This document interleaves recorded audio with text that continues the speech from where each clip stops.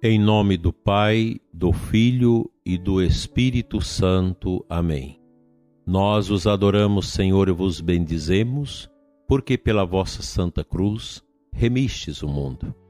Que a força da Eucaristia nos leve nesta manhã de quinta-feira quaresmal a clamar as forças e as bênçãos de Deus que vêm do sacrário. Graças e louvores se deem a todo momento ao Santíssimo e Diviníssimo Sacramento. Seguindo nossa meditação quaresmal com Santo Tomás de Aquino, nesta quinta-feira, Santo Tomás nos orienta sobre o jejum. Pratica-se o jejum por 3 motivos. Primeiro, para reprimir a concupiscência da carne, donde o dizer o apóstolo, nos jejuns, na necessidade. Porque o jejum conserva a castidade, pois, como diz São Jerônimo, sem Ceres e Baco, Vênus esfria. E pela abstinência da comida e da bebida, a luxúria se amortece. Segundo, praticamos o jejum para mais livremente se nos elevar a alma na contemplação das sublimes verdades.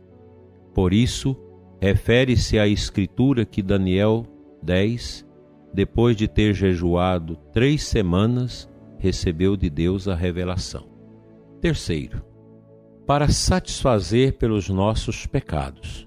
Por isso diz a Escritura, Joel 2,12, convertei-vos a mim de todo o vosso coração em jejum e em lágrimas e em gemido.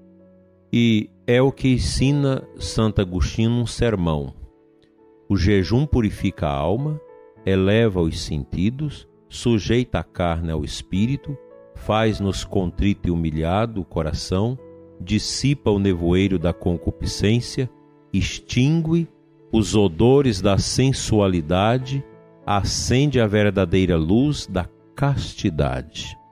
Veja o quanto Santo Tomás nos ensina acerca desses motivos fantásticos acerca do jejum, que são motivos de reparação das nossas fraquezas, mas ao mesmo tempo de prevenção de todo o mal que nós podemos nele cair em razão das nossas imprudências.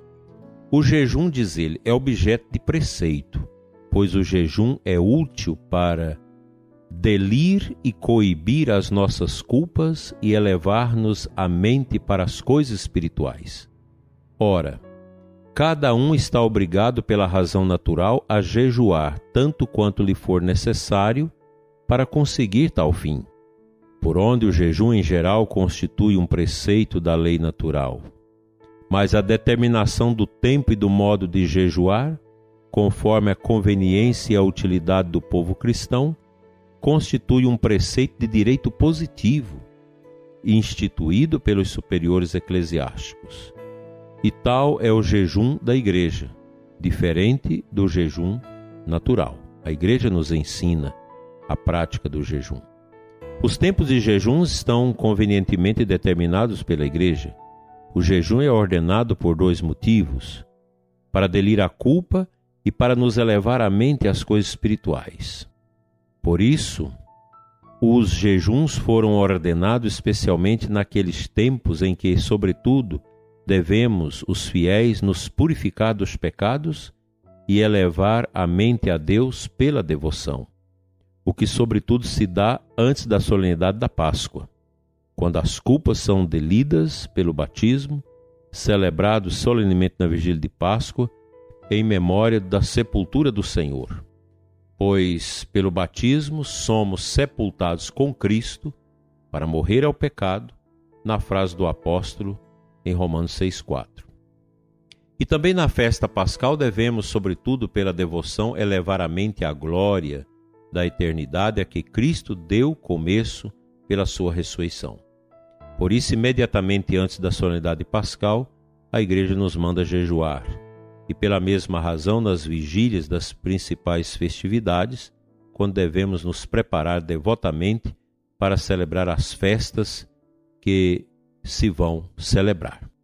Claro que Santo Tomás está falando aqui no século XII, ele ainda não tinha as normas estabelecidas futuramente pela Igreja, como nós temos agora, em que o jejum da Igreja ele é preceituado na quarta-feira de cinzas, como ontem todos nós jejuamos, e na sexta-feira da Paixão. Mas nós podemos jejuar todas as sextas-feiras da semana, quartas-feiras. Então você que tem esse costume de aprofundar mais a sua fé nas renúncias de si mesmo, o jejum não pode ser vivido somente 2 dias no ano.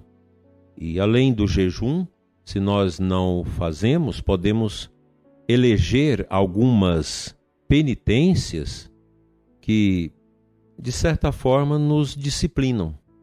Porque se você der aso à sua carne e fazer tudo aquilo que a carne quer que você faz, você perde as rédeas da sua liberdade. Você se torna um escravo dos seus caprichos, das misérias que vão nascendo, que vão crescendo dentro da gente. É muito importante que nós católicos tenhamos presente que a determinação, a renúncia, uma vida mais singela, uma vida de oblação, de entrega, ela responde e atende melhor aquilo que Deus quer de nós. Portanto, os ensinamentos de Santo Tomás são fantásticos, são fundamentais para conhecermos o que realmente nós devemos vivenciar como penitência, como jejum, neste tempo favorável de preparação à Páscoa. O jejum da Igreja é para todos nós, mas o chamado à penitência, a uma renúncia constante de nós mesmos, ela é uma orientação que a Igreja faz aos seus filhos para o dia a dia de suas vidas. Vamos à palavra de Deus.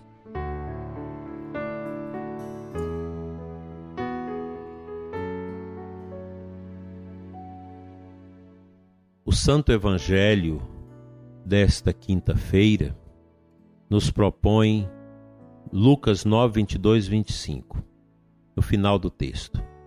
Pois quem quiser salvar a sua vida vai perdê-la, e quem perder a sua vida por causa de mim, esse a salvará.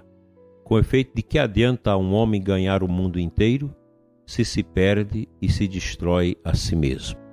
É interessante que se este evangelho fosse colocado em prática por todos os homens da terra, nós teríamos já uma antecipação do céu na terra como paraíso. Não teríamos as guerras, o orgulho.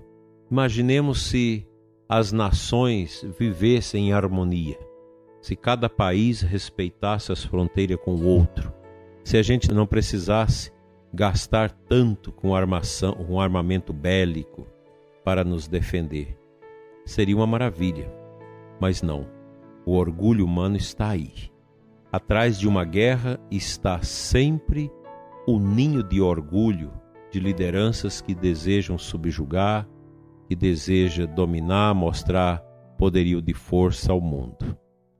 Por isso que a guerra é sempre uma irracionalidade, uma brutalidade, uma incoerência com os princípios valorosos da vida. De que adianta ganhar o mundo, mas se vai perder a vida? Olhemos para a nossa história, a história da humanidade, a grosso modo, e a gente vai perguntar: onde estão os grandes imperadores de Roma, da Babilônia? Onde estão os grandes navegantes e guerreiros vikings? Onde estão os bárbaros, os godos, os visigodos? Onde estão aqueles que empunharam armas para dominar e subjugar as nações? Todos estão mortos. Onde está Napoleão Bonaparte, que mandou prender o Papa? Está morto. A morte é, na verdade, o troféu que alcança a todos, aos justos e aos injustos. e a morte para quem viveu a penitência, para quem seguiu a Cristo, ela não é morte, mas é vitória. A Quaresma quer ensinar isso para você e para mim, que a nossa confiança está em Deus, não em nós mesmos, não nos nossos interesses humanos, nas nossas misérias humanas. O sentido está tudo em Deus. Nós existimos para dar glórias a Deus. A nossa missão neste mundo é viver o amor em meio aos tormentos, em meio aos caos que vai se estabelecendo durante a história, em meio a todas as dificuldades que são frutos de arroubos, de autoritarismo, de deboche, de tudo mais. Eu e você, nós somos cristãos.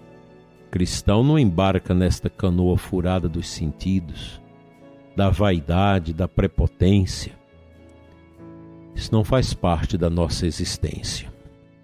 Nosso caminho é o dele, é o caminho de Cristo, é o caminho estreito, que passa pela porta estreita, é o caminho que leva à cruz, e a cruz leva à ressurreição, e a ressurreição nos leva à luz eterna de Deus.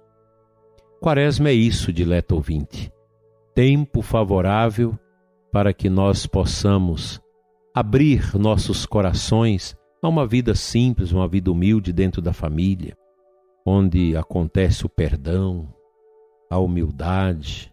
Como isso é grande, como isso é bom para todos nós. Que a força de Jesus, que ombrou a cruz por mim e por você, alcance nossos corações e que nós possamos hoje, diante do Santíssimo, adorando Jesus Eucarístico, como é nossa obrigação todas as quintas-feiras, pelas vocações, pelos padres, pelos diáconos, pelos religiosos, pelas vocações em geral, que nós possamos voltar para casa com o coração cheio de Deus.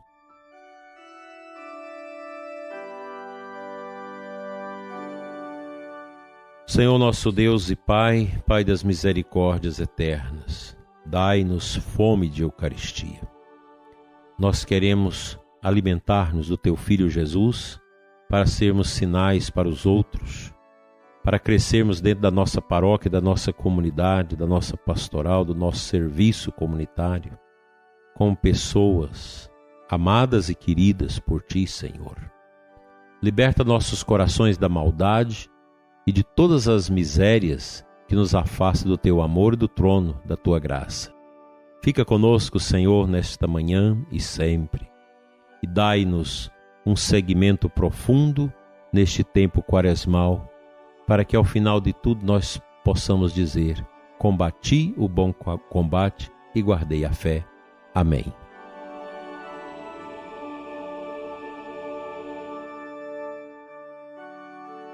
O bom Deus te abençoe e te guarde rica e perenemente.